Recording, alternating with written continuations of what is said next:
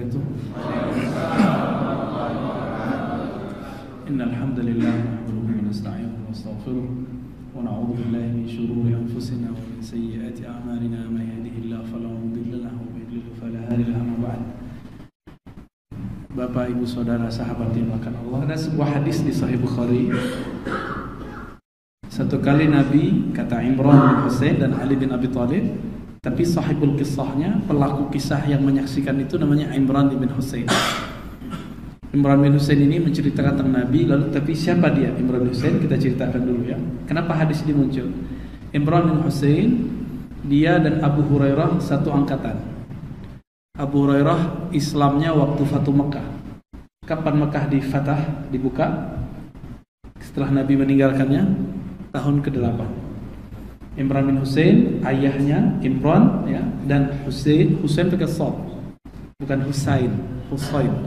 Dan Abu Hurairah aslamu fi fathi Makkah. Mereka Islam di waktu Fatu Makkah. Artinya mereka hanya sempat ngaji kepada Rasulullah sekitar, kalau tahun 8, 9, 10, 11. Berarti cuma 3 tahun, 3,5 tahun. Tapi 3,5 tahun itu sama kayak S1 ya. Cuma kalau S1, kita dulu S1 kuliah, apakah full tiap hari? Enggak. Kalau Abu Hurairah nginep di masjid, jadi santri. Dulu santri itu disebut dengan Ahlus Suffah. Nah, Imran, Abu Hurairah ini satu generasi Ahlus Suffah.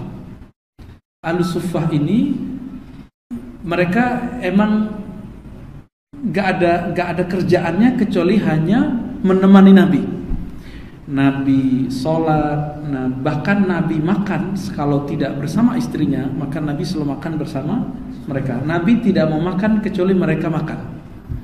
Jadi sistem menanggung santri pertama kali dalam Islam itu Nabi sendiri yang buat.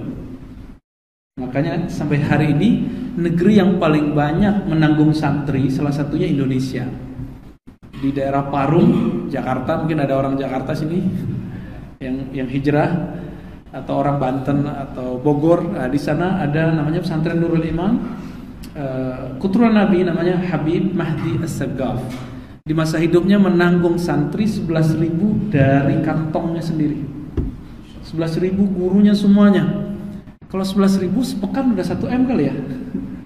Ya, berarti kalau sebulan udah 4 M. Itu kalau hitungan saya bisa jadi lebih. Kok bisa?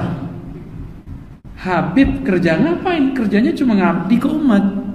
Tapi ternyata dia punya kekuatan rohani yang membuat tarikan semua orang-orang yang cinta kepada Allah cinta kepadanya. Sekarang udah 15.000. Beliau udah wafat.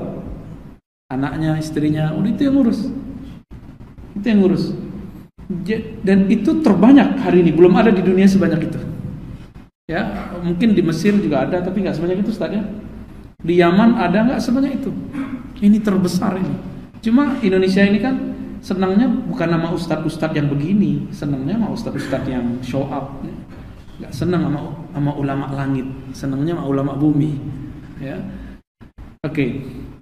Imran bin Husain, Abu Hurairah, itu santri Nabi yang ditanggung makan oleh Nabi. Betapa berkahnya mereka ditanggung oleh Nabi SAW.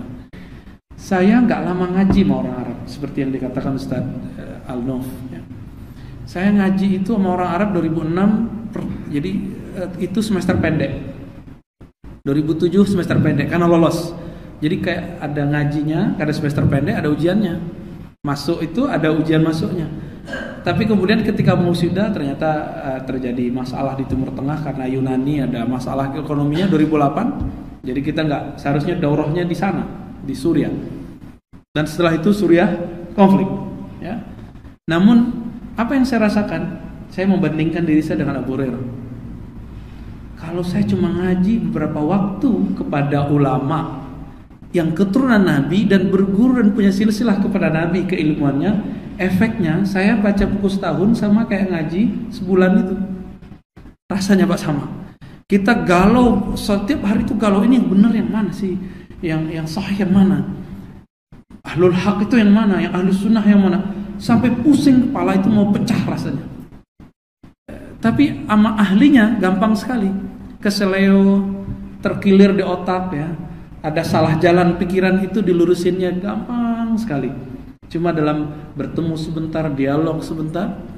Kalau ama keturunan Nabi, ama ulama pewaris para Nabi begitu, kira-kira kalau Abu Hurairah full 3,5 tahun hasilnya gimana? Hasilnya gimana Pak? Saya ini kurang serius ngaji ini. Gimana Abu Hurairah? Ketika Abu Hurairah dan Imran bin Husain banyak menyampaikan hadis, tapi Abu Hurairah lebih banyak lagi. Imran bin Husain ada kesibukan. Sama, orang berdua ini dulu nggak punya apa-apa. Di zaman Umar jadi apa-apa. Satu jadi gubernur Bahrain, Abu Hurairah. Satu jadi gubernur Basrah. Tuh canggih kan? Dulu nggak punya apa-apa. Hidup betul-betul apa yang ada itu yang dimakan. Nggak ada 3 hari nggak makan 3 hari. Kenapa? Di musim Nabi, di masa Nabi SAW banyak perperangan. Kalau kita faham bagaimana kos dari perperangan, itu bikin orang melarat berhari-hari. Nabi itu orang kaya Pak, istrinya berapa? 13. Dicerai 2 masa hidupnya tanpa ada kontak fisik dan batin. Sisa 11. Waktu beliau wafat istrinya 9. Satu istri di hadis sebutkan beliau ada rumahnya, ada pembantunya, budak itu dibeli Pak, mahal. Terus ada kendaraan. Kira-kira nih Ustadz Hanof deh, ntar marah lagi istrinya ya. Ustadz Hanafi. Ustadz Hanafi punya istri 4. Satu istri diaminkan dong. Nanti istrinya marah ke saya. Itu di alam lain aja nanti ya. Satu istri biasanya mohon maaf nih, istrinya yang kalau lagi banyak belanja habis berapa bulan puasa? Ada 10 juta. Ada 5 juta. Kalau bulan-bulan biasa mungkin 5 juta lah ya. Tapi kalau bulan kayak bulan puasa ini banyak keluarnya Pak. Ya mau hari raya kan, hari raya ya, hari rayo kata orang. Orang sini ngomongnya bahasa Minang ya, di angkot-angkot ngomong bahasa Minang saya dengar ya. Ya saya orang Minang Pak. Saya orang Payakumbuh tapi tak gadai di Jawa. Ya. Ngomong bahasa perbankan mempergadai ya. Itu sahabat Nabi Abu Hurairah dan Imran ngaji terus. Kalau kita kuliah dulu cuma 3 hari sepekan, ini ngajinya 4-5 kali minimal ketemu Nabi setiap hari. Nabi ku nggak pernah absen Pak sholat. Kalau Ustadz di sini, ya paling Ustadz yang sudah sadar rahasia sholat jamaah. Maka kalau cari Ustadz yang sholat jamaah Pak. Maka cari Ustadz tuh gampang. Di mana nyarinya? Di masjid. Itu baru Ustadz pewaris para Nabi Sallallahu Alaihi Wasallam. Kalau subuhnya susah, sesekali sih nggak apa-apa. Ustadz kalau ceramah mungkin paling maghrib, isya gitu, subuh gitu ya. Oke, di jam-jam itu bolehlah dia nggak ada. Tapi masa di zuhur nggak ada, masa asar nggak ada, ya? Nah, ini aneh. Berarti memang dia nggak ada di masjid, di rumah Allah. Kalau dia nggak ada di rumah Allah, masa dia ngajak orang ke Allah? Orang jauh dari Allah. Nah ini maka cari guru. Tapi ingat dulu, tidak semua orang jamaah itu betul-betul dia berjamaah. Bisa jadi hatinya pecah. Dia berjamaah tapi hatinya pecah Pak. Dia berjamaah tapi dia merasa sendiri, dia merasa paling benar. Oh, itu hatinya pecah itu. Kalau orang berjamaah lahir batin, dia tidak pernah merasa paling benar. Jadi rahasia jamaah itu banyak. Imran, Abu Hurairah. Abu Hurairah temannya, waktu hadisnya banyak menyebar, dipanggil sama Umar. Umar kan gurunya juga, seniornya, panggil. Bapak kucing. Kan Abu Hurairah artinya bapak kucing. Karena kemana-mana dibawa anak kucing. Hurairah artinya kucing kecil, kan lucu kucing kecil. Kalau udah tua kan nggak lucu lagi kucingnya. Kita ini waktu kecil dulu lucu juga Pak. Nggak punya gigi lucu. Pas udah 60 nggak lucu lagi giginya ya. Kalau ketawa tuh jangan gede-gede kalau ketawa kalau sudah umur gitu ya. Abu Hurairah diadili, ente kok hadisnya banyak? Saya bersama Nabi lebih dulu daripada ente. Apa jawaban Abu Hurairah? Betul, Amirul Mukminin Umar. Saya ini ketika ente sibuk berdagang, saya sama Nabi. Ada orang Ansor tunjuk, ketika ente sibuk di mazari', di kebun-kebun, aku sibuk bersama Nabi. Ashhadu ma la tashhadun. Aku menyaksikan apa yang kamu tidak saksikan. Wa asma' ma la tasma'un. Aku mendengar yang tidak kamu dengar. Terdiam Umar, terdiam sahabat-sahabat Umar. Semuanya terdiam. Semenjak saat itulah Abu Hurairah bebas menyebarkan hadis. Berapa jumlah hadis Abu Hurairah? 5.000 paling kurang. Maka sosok Abu Hurairah dan Imran bin Husain ini mau dihabisi sama orang pembenci sahabat, kelompok Syiah dan Mu'tazilah. Kedua kelompok ini pembenci sahabat Nabi radhiyallahu ta'ala anhu. Kita tinggalkan perdebatan itu. Imran bercerita, suatu kali karena Rasulullah SAW yankutu ra'sahu ilal jibal, ya. Nabi itu ngeliatin tanah gitu, ngeliatin lantai. Kayak ada sesuatu yang mau beliau bicarakan dan pikirkan. Mau menahan akan menyampaikan sesuatu. Lalu kemudian beliau didatangi oleh seseorang. Dalam hadis itu dikatakan, ya Rasulullah, a'ulima ahlul jannati wan nar. Apakah penduduk surga itu sudah diketahui, sudah ditetapkan? Penduduk neraka sudah ditetapkan? Apa jawaban Nabi? Nah, sudah. Ini sahabat kritis ini. Apa kata dia? Fafimal amal. Lalu untuk apa kita beramal? Untuk apa kita berjihad? Untuk apa kita iman sama ente? Cerdas nih sahabat ya. Kritis. Kayaknya dia orang Riau kali ya. Kritis soal orang Riau ini kalau nanya. Yo, pertanyaannya Masya Allah ya. Semoga Allah berkahi. Semoga bukan nguji-nguji ya. Tapi betul-betul pengen tahu gitu. Orang ini bukan nguji Rasulullah kan? Orang ini betul-betul ingin tahu. Terus untuk apa kita beramal wahai Rasulullah? Coba lihat bagaimana santainya antara guru dan murid berbicara. Tapi punya adab. Santai tapi beradab. Santai gak tuh? Tanya, dijawab. Dijawab lagi, ditanya lagi. Begitu terus. Apa kata Nabi? Nabi pandang orangnya. Nabi bilang, i'malu, beramallah kamu. Fakullun, ini kaidah yang sesuai dengan judul kita. Fakullun, setiap kamu muyassarun, dimudahkan, lima khuliqalahu, kepada surgakah dia atau ke nerakakah dia.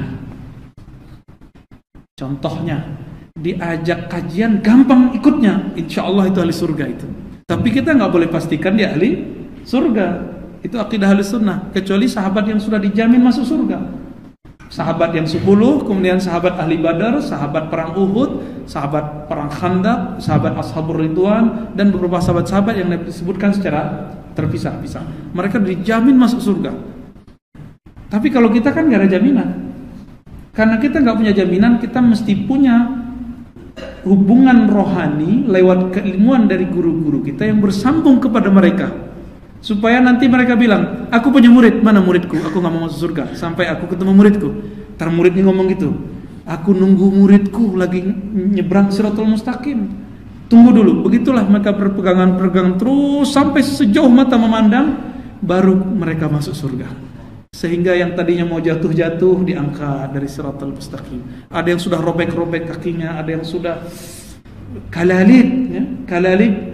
Kalalib itu kayak putri malu, yang gede-gede itu. Kalau kita yang suka hiking naik gunung, kan ada yang gede-gede ya.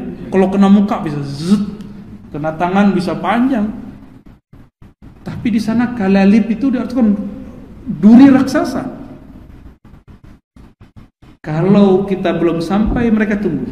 Ini yang disebut syafa'atus salihin. Dan Nabi mengatakan ada 3 syafaat. Syafaat malaikat, Nabi, dan orang soleh. Maka jangan tanggung-tanggung kalau berteman sama orang soleh. Jangan tanggung-tanggung Pak. Berteman dengan orang soleh itu betul-betul kita mau mencari mereka, tidak menunggu. Dan jangan merasa soleh. Nanti kalau kita merasa soleh, kita pengen orang cari kita. Kita yang cari orang. Ya. Lalu apa kata Nabi? Ya malu, apa tadi? Beramallah kamu.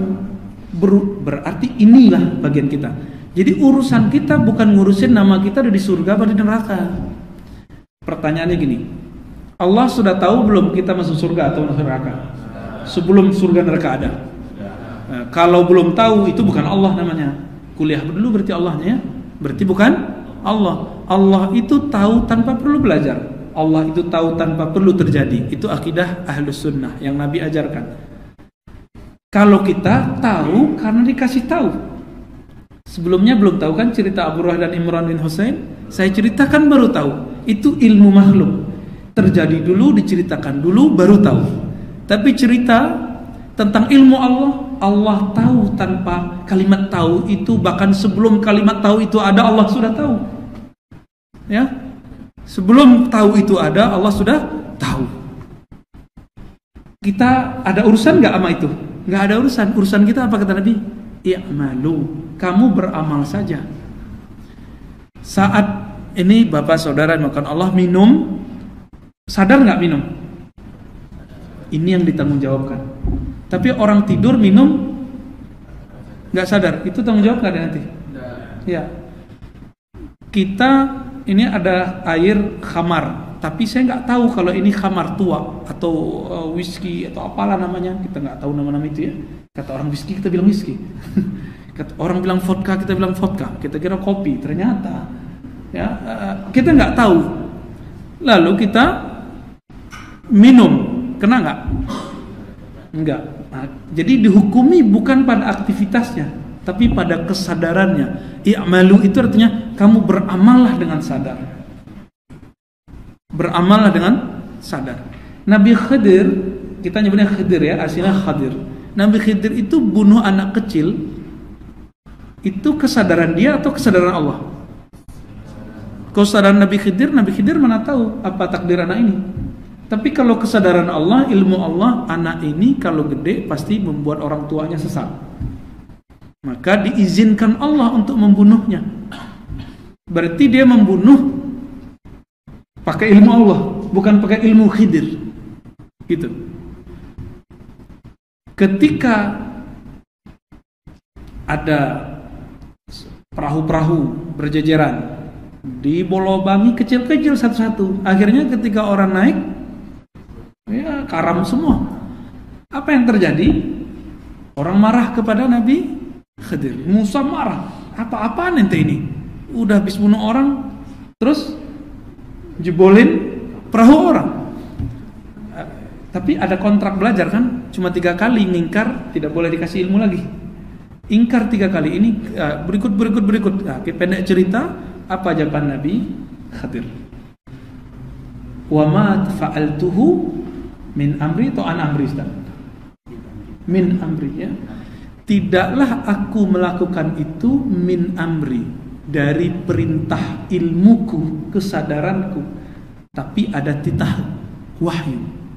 Namun adabnya orang beriman kalau melakukan sesuatu yang dipandang orang tidak baik, tidak boleh ngomong ini Allah yang buat loh gitu. Gak boleh. Walaupun dia tahu itu kekuatan Allah. Ini namanya adab. Coba cek. Kita kalau pernah baca doa ini gak? Kalau beli baju baru, mobil baru, motor baru, bukan II baru ya. Bukan itu yang baru. Tapi doanya sama kok. Apa doanya? Jadi pegang bagian paling atasnya, kepalanya atau setirnya kita pegang. Allahumma inni as'aluka khairahu wa khairu ma jabalta alaih. Ini hadisnya sahih. Ya Allah, aku meminta kebaikan kendaraan ini, aku minta kebaikan apa misalnya pasanganku ini, aku minta kebaikan motorku ini, aku minta kebaikan. Jadi suami istri boleh saling megang, terus doanya sama. Boleh Pak, sambil pegang kepala, kan udah halal. Ya, kalau sudah akad. Terus ketika doa minta baik, bilangnya apa? Wa khairu ma jabalta alaih. Dan semua kebaikan yang engkau tempelkan ke benda ini atau pasanganku ini. Kalau giliran baik, kalimatnya jabalta, engkau taruh, engkau lengketkan, engkau sifatkan kepada orang yang kita maksud, benda yang kita maksud. Tapi kalimat keduanya apa? Ini adab. Nabi mengajarkan adab ini. Wa'audzubika, aku memohon perlindungan darimu min syarrihi, keburukan benda ini, pasanganku ini, wa syarri ma fihi, dan keburukan yang ada padanya. Bukan syarri ma jabalta alaihi, enggak. Keburukan yang engkau taruh di situ, enggak boleh. Itu melanggar adab. Inilah akidah Ahlus Sunnah. Beradab kepada Allah. Giliran senang kita katakan ini dari Allah. Kalau salah, kita katakan ini salahku. Ini adabnya, Pak. Karena Allah Maha sempurna. Tapi ketika Nabi SAW memanah, apa kata Allah? Wa ma ramaita iz ramaita walakinna Allah rama. Nah, bukan Bang Roma ya. Itu terlalu itu. Wa ma ramaita. Ma di situ ma negasi. Tidaklah engkau yang melempar. Iz ramaita. Awalnya bukan engkau. Tapi kalimat berikutnya iz ramaita, pada saat kamu melempar. Jadi Allah itu kayak sedang ya bermain-main serius sama kita. Main tapi serius. Saat kamu melempar, yang melempar bukan kamu. Iz ramaita, di saat kamu melempar. Tuh, kita disebut melempar, ya, tapi bukan kita yang melempar. Gimana caranya memahaminya? Saat kita makan, kenyang dari nasi atau dari Allah? Ya. Saat Bapak Ibu ini bekerja, itu yang ngasih rezeki bos bank ini, kantor ini atau Allah? Nah, kalau yang ngasih Allah, takut dipecat nggak? Serius, besok dipecat nangis lagi ya. Ini mau ganti syariah aja takut. Tadi kita baca hadis apa? Kullun muyassarun lima khuliqalahu. Setiap orang dimudahkan, kalau ahli surga dimudahkan masuk surga. Kalau ahli neraka dimudahkan masuk neraka. Kalau diajak untuk salah itu gampang. Nah, itu ahli neraka itu. Diajak untuk yang subhat itu gampang, itu ahli neraka itu, Pak. Tapi kalau diajak untuk yang buruk-buruk susah, diajak yang baik-baik mudah, insya Allah ahli surga. Bank syariah baik nggak sih? Baik, sepakat? Baik nggak? Kalau baik diajak orang baik mau nggak? Saya ini demi Allah saya tidak mengharamkan bank konvensional karena saya tahu fatwa-fatwanya dan cara kerja fatwanya. Tapi saya penganjur bank syariah. Saya penganjur bank syariah dan punya beberapa ya tabungan di bank syariah walaupun sudah habis-habis juga ya. Karena kita pakai terus. Pakai terus. Tapi apa kata orang terdekat saya? Berkah katanya. Kenapa berkah? Kebetulan dia orang syariah, saya orang usuluddin. Tapi kita kan belajar syariah langsung kepada ahli syariah. Syekh Taufik Al-Buti, ya orang Suriah sana. Langsung kita belajar ke beliau. Berkah itu apa? Berkah itu tidak hanya banyak, tapi berkah itu bermanfaat. Dan dia semenjak nabung ke bank syariah, sempat deposit beberapa ratus gitu ya. Saya juga kaget. Ini istriku bisa dapat duit dari mana ini? Ya, di rumah aja, Pak. Ternyata dia nabung. Saya kalau ada penghasilan dari kampus, dari kerjaan segala macam, itu semuanya lewatnya ke Menteri Dalam Negeri itu dan Menteri Keuangan. Rangkap dia sudah. Kita percaya. Saya punya kepercayaan dan ingin mempercayakan pasangan kita biar dia terlibat dengan hidup kita. Bukan hanya kita yang mikirin, Pak. Nanti kita masalah sok berjasa kepada pasangan. Kenapa beberapa orang merasa sangat berjasa ke pasangannya? Karena dia ngatur semua, urus semua. Nah, kita kasih percaya. Hasilnya ada terus begitu. Apa kata dia? Karena tasarrufnya bank syariah itu pengelolaannya udah pasti halal. Kalau bank konvensional ada halalnya, ada yang syubhatnya, nggak disebut haram, disebut syubhat. Syubhat itu remang-remang, Pak. Investasi, walaupun angkanya nggak besar, kan kecil itu yang misalnya investasi miras kan nggak gede. Kan sekarang lagi rame infrastruktur ya, infrastruktur macam-macam. Itu udah pasti halal, mau konven atau ini. Saya punya mahasiswa S3 di IGI, Sulul Quran, aktivis bank syariah. Saya tanya baik-baik. Menurut kamu bank konvensional itu haram semua enggak? Enggak, ada yang halal di situ. Menurut kamu bank syariah itu ada yang tidak benarnya enggak? Ada enggak benarnya, tapi banyakan benarnya. Gitu.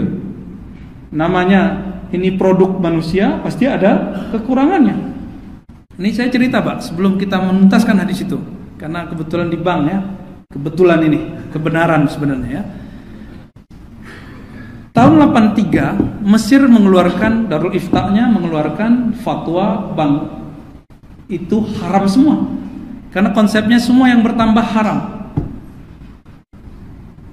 Tapi coba lihat jaraknya. 83 2003 berapa lama? 20 tahun. Mengeluarkan fatwa bahwa bank itu halal, mau konven ataupun syariah. Ini kan jadi rame Pak. Rame di Mesir. Waktu itu Ustadz Hanafi masih di sana. Oh, belum ke sana ya? 2003. Belum, 2004 ya. Oh, berarti kita kita seumuran ya. Betul. 2003 MUI Indonesia tidak mau ikut fatwa Mesir. Buat fatwa sendiri. Canggihnya MUI kita ya. Enggak ada urusan sama cawapres ya. Enggak ada urusan.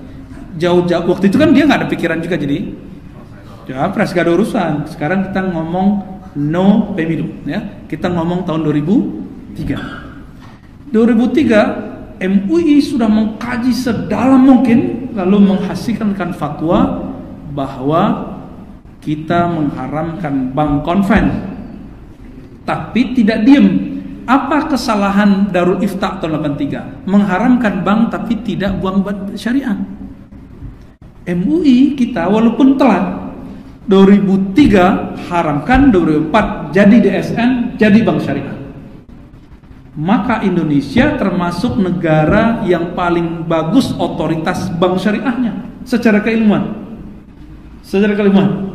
Saya bukan ahli syariah Pak, tapi karena kita punya intisab, punya keguruan ke orang syariah, saya berani ngomong di bab itu. Tapi kalau udah bab-bab yang rigid-rigid di bank itu Bapak Ibu yang lebih tahu ya. Saya harus kuliah dulu 4 tahun biar dapat sarjana ekonomi ya. Ternyata 70% ilmu di kampus nggak kepake, ngitung-ngitung lagi ya. Ya itu mah anak SMA, anak jurusan keguruan juga bisa ya. Ada yang kita coba lihat. Akhir sekarang muncullah bank. Dulu baru muamalat, sekarang muamalat kan lagi down. Ya, itu karena kesalahan tasarruf pengelolaannya, maka bikin nggak berkah, Pak. Ya. Terus ada bank, semua bank-bank negara BUMN jadi ya demam semua. Bank BSM ya, sekarang paling gede BSM ya. BSM apalagi? BNI Syariah, terus sudah ada syariah. Jangankan itu, bank punya Cina aja BCA syariah Pak. Ya, itu ajib. Tapi saya dulu pernah jadi trainer dakwah di Dompet Duafa Pusat untuk dai sebelum berangkat ke luar negeri. Yang paling banyak transfer zakat di bank di Dompet Duafa itu lewat bank BCA.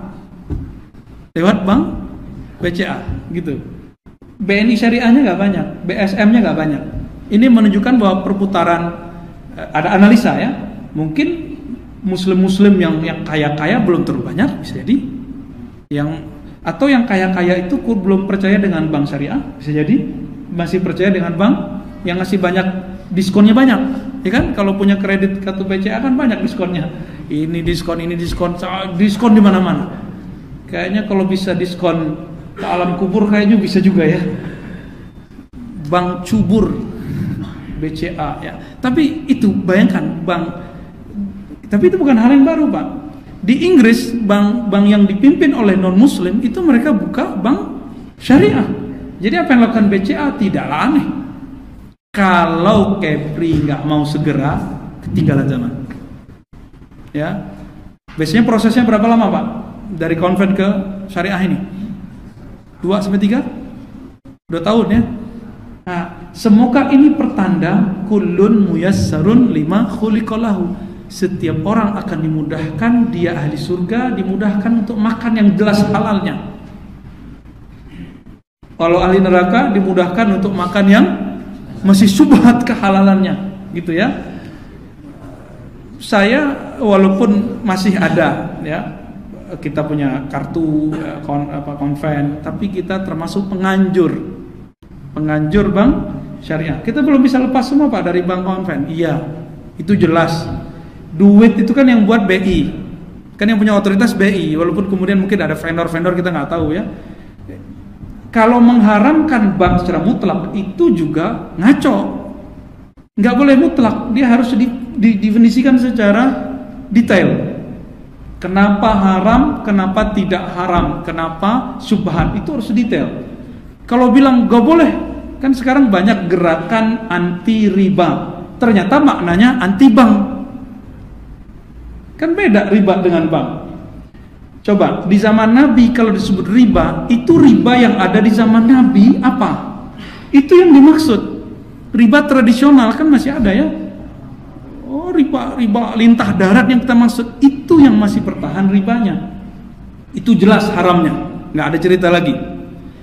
Namun apakah sama bank dengan riba zaman Nabi? Ada samanya, ada bedanya. Makanya supaya aman, langsung bank syariah. Kenapa ada sama ada bedanya? Di zaman Nabi adakah lembaga penyimpanan uang? Deposit uang? Gak ada. Kredit? Ada gak? Kredit itu baru muncul Pak abad sekarang. Maka yang mengharamkan kredit karena menganggap riba itu gak ngupdate. Kalau di bank syariah kan ada istilahnya jual sewa gitu ya. Kalau riba atau kalau sewa dulu deh. Saya sewa sebulan 1 juta, setahun sekian. Saya sewa 20 tahun. Itu nanti jadi milik saya, tetap jadi pemilik sewaan. Nah, sistem sewa di zaman Nabi kalau nyewa ya selama-lamanya sewa. Tapi sistem sewa jual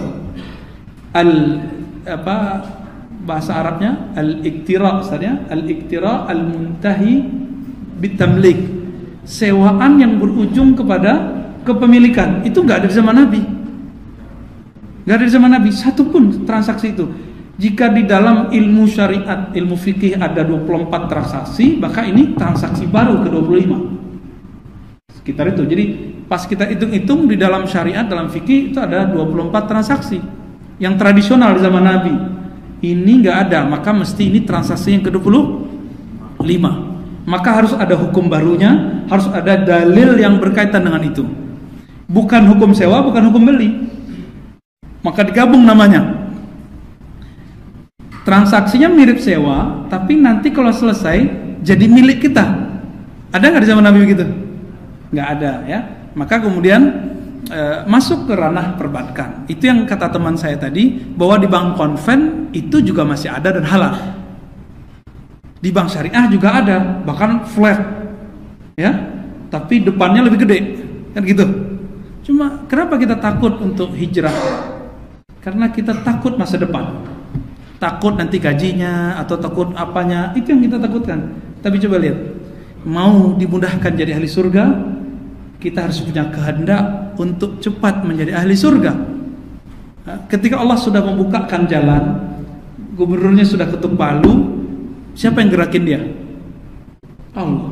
Maka di ujung hadis itu Nabi membacakan ayat, fa amma man a'ta wa saddaqa bil husna fasanuyassiruhu lil yusra fa usra. Usra fa yusra. Coba lihat ayatnya biar gampang. Depannya baik apa buruk nih? Fa amma man a'ta, memberi, wa saddaqa bil husna, dan membenarkan. Shadaqah, membenarkan bil husna, dengan husna, kebaikan. Maksudnya bersedekah ya, bisa jadi begitu tafsirnya. Terus fa, maka akan kami mudahkan lil yusra fa usra. Kalau pakai ya itu mudah, kalau pakai ain itu susah. Yusra di situ artinya surga. Sedangkan yang setelahnya orang yang pelit, orang yang tidak percaya, lil usra, Allah mudahkan dia melakukan buruk-buruk. Giliran ngajak dugem itu gampang. Jalan-jalan yang melupakan kepada Allah susah, mudah. Tapi giliran diajak traveling, ziarah ke kumpul-kumpul bersama orang-orang soleh susah. Nah, ini ciri-ciri dekatnya kemana? Ke api apa ke surga? Jadi saya mengaitkan hadis ini dengan kesadaran kita untuk memilih jalan. Jadi Allah sudah kasih kita jalan. Ini kesadaran itu yang kita pertanggungjawabkan, Pak. Adapun ketentuannya sudah ada dalam ilmu Allah. Ya. Sekarang yang ngomong saya Pak Allah. Sekarang loh saya ngomong. Saya kalau saya salah, saya nggak boleh nisbatkan ke Allah. Saya sadar, saya bicara, maka ini yang akan saya tanggung jawabkan, Pak. Jadi ada orang korupsi, mantan santri. Biasanya santri kan nggak pernah mantan. Ini mantan santri. Pas ditanya, kenapa kamu begini? Jawaban dia apa? Allah menggerakkanku. Ya, giliran apes ketangkep Allah deh. Ya. Dulu adakah orang begitu? Ada. Ini bagian akhir yang mau saya cerita. Nah, siapkan kalau ada mau nanya ya. Dulu ada di zaman Hasan Al-Basri, itu murid sahabat Nabi. Murid sahabat Nabi Ali, kemudian Anas dan sahabat lain. Namanya siapa? Jaham bin Safwan. Siapa? Jaham bin Safwan, pengikutnya disebut Jahmiyah. Jaham ini mengatakan hamba tidak ada usaha. Semua perbuatan hamba adalah perbuatan Allah. Jadi kalau yang maksiat ya Allah berkehendak dia maksiat, ya sudah, enak sekali kan? Ya. Tapi jangan salah Pak, orang begini itu berbahaya. Ternyata dia menjadi panglima pemberontak di zaman itu dan mati di medan perang. Jadi ternyata orang-orang yang pasif-pasif secara akidah, dia aktif secara politik. Mau berontak deh. Ini Jaham bin Safwan. Terima takdir, tapi di luar enggak. Kalau dia terima takdirnya, dia mau enggak berontak? Berarti dia enggak konsisten. Ini Jaham bin Safwan. Maka aliran Jaham ini disebut Jabariyah, aliran fatalis yang menolak sisi hamba, semuanya Allah. Jadi baik buruk, betul kan? Awalnya kan baik buruk dari Allah, benar kan? Tapi dia melibas semua. Saya berbuat baik, Allah yang baik. Saya berbuat Allah yang akhirnya dia menisbatkan, mengaitkan keburukan kepada Allah. Kita jangan seperti Jaham-Jaham baru. Ya, jadilah Hasan Al-Basri yang baru. Ya. Oke, Bapak, Saudara, Ibu semua, kira-kira itu konsep ringan mengenai takdir. Itu nggak usah diribet-ribetkan ya. Usaha hamba itu sederhana. Kira-kira seperti tadi, orang yang dekat ke surga, orang ahli surga akan dimudahkan amal surganya. Nah, itulah kira-kira apa tatbik aplikasinya dalam keseharian kita. Sallallahu alaihi wasallam. Bapak Ibu sekalian, ada waktu kita untuk berdiskusi. Ada yang ditulis tadi enggak? Tidak ada yang ditulis, mungkin langsung saja jika ingin mendiskusikan baik terkait masalah yang tadi disinggung oleh Ustaz ataupun permasalahan yang lain, kami persilakan.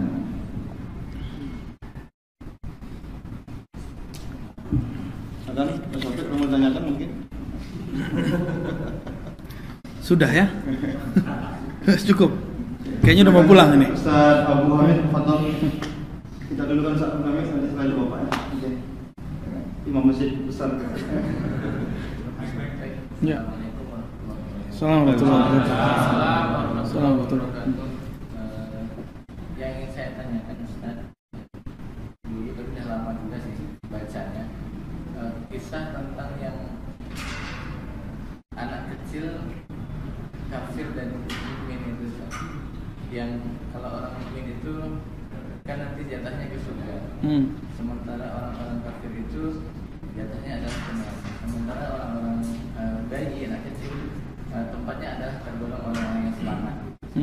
Sehingga ada protes dari orang-orang kafir, kalau Allah sudah tahu bahwa saya ini tempatnya ini, kenapa saya tidak di Muslim itu tidak kecil itu? Cuman saya memahami itu agak sulit membacanya. Baik, terima kasih Pak. Silakan Ustaz dijawab langsung. Ya. Ini imam kita nanya tentang kisah yang didapat waktu kecil ya. Kisah mengenai 3 orang yang dimisalkan oleh seseorang. Siapa seseorang itu? Abul Hasan Al-Asy'ari, Imam Ahlu Sunnah. Dia punya guru Mu'tazilah, alirannya menyimpang, namanya Abu Ali Al-Jubai. Abu Ali Al-Jubai mengatakan Allah itu hanya berbuat baik dan penginginannya baik. Konsepnya benar awalnya, tapi penerapannya nggak salah. Terus Imam Asy'ari ini memberikan satu pertanyaan. Wahai Tuan Guru, kebetulan itu bapak tirinya, bagaimana jawaban Allah nanti jika ada 3 orang? 1 orang kafir, 1 orang mukmin, 1 lagi anak kecil. Orang kafir ini masuk neraka atau masuk surga? Masuk neraka. Orang mukmin ini masuk surga. Nyampe dia anak kecil, ya, nanti dia bertanya, ya, ini anak kecil masuk surga apa neraka? Masuk surga dong, kata Abu Ali Al-Jubai, karena dia belum dosa. Oke. Nanti kalau dia masuk surga, surganya surga tinggi atau surga rendah? Ya kan dia belum beramal, maka surganya surga rendah. Kalau begitu kata Asy'ari, jika dia protes bagaimana? Dia protes, kenapa saya tidak di surga tertinggi ya Allah? Kan betul saya belum taat, tapi saya juga belum maksiat kok. Gitu. Apa jawaban Abu Ali Al-Jubai, Imam Mu'tazilah? Ya iya, karena kalau umur ente panjang, ente pasti jadi kafir, nanti masuk neraka. Maka kita matiin duluan. Begitu andai-andaiannya Abu Ali Al-Jubai Al-Mu'tazili. Begitu, paham sampai situ? Saat Allah menjawab begitu, pengandaian-pengandaian dari Abu Ali Al-Jubai, maka bertanyalah orang kafir. Kata Asy'ari, kalau begitu nanti orang kafir akan bertanya, wahai Tuan Guru. Apa pertanyaan dia? Ya Allah, kalau engkau tahu saya hidupnya panjang, mati kafir, kok nggak dimatiin seperti bocah kecil itu? Bisa jawab nggak Asy'ari? Nggak bisa jawab. Maka Abu Ali Al-Jubai ya, nggak bisa jawab. Maka ini yang membuat Imam Asy'ari mulai meragukan kebenaran akidah gurunya. Maka dia kembali lagi ke ajaran sunnah setelah beberapa waktu, ajaran akidah Ahlussunnah. Ya, jadi ini kisahnya seperti itu. Enggak, kisah Imam Abdul Hasan Al-Asy'ari tertulis dalam kitab At-Tabyin Kazbil Muftari. Ya, kisahnya sahih. Ya.